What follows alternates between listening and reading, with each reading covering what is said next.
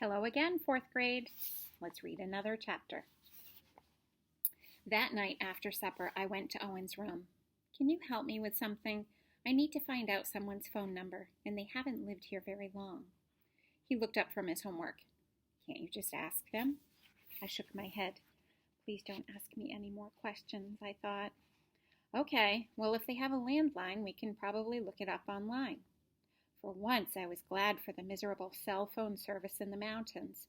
Most people still had landlines at home because they were more predictable. As Owen opened his laptop, I pulled the napkin out of my pocket. All I have is a last name and the street they live on. I tried to act normal, though my insides were exploding into sharp pieces. They moved here over the summer. Owen looked at the napkin.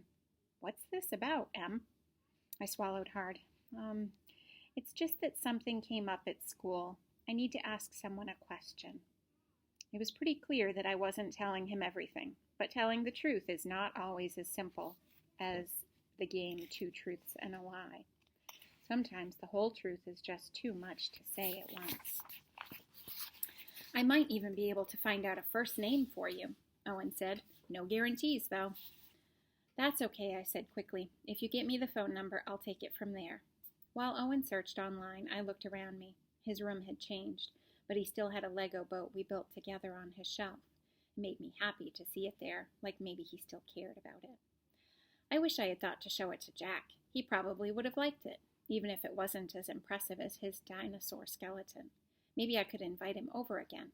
But if I did, what would that mean? Working on an assignment together was one thing, but hanging out was another.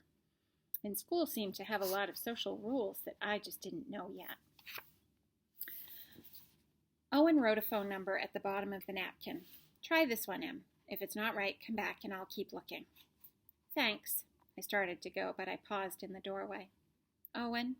He looked up from his textbook. Why do you keep that old Lego boat? I blurted out the question fast, before I could change my mind. The Lego boat? He looked up at his shelf. I don't know. I just like it. We worked hard on it, and I like to remember us putting it together. It was fun, remember? I nodded.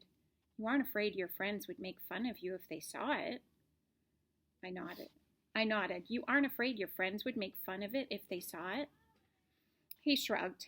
A little teasing would be okay, but a real friend would see that it mattered to me. I sighed. That kind of friend is hard to find. Yes, and you have to be that kind of friend back, Owen said.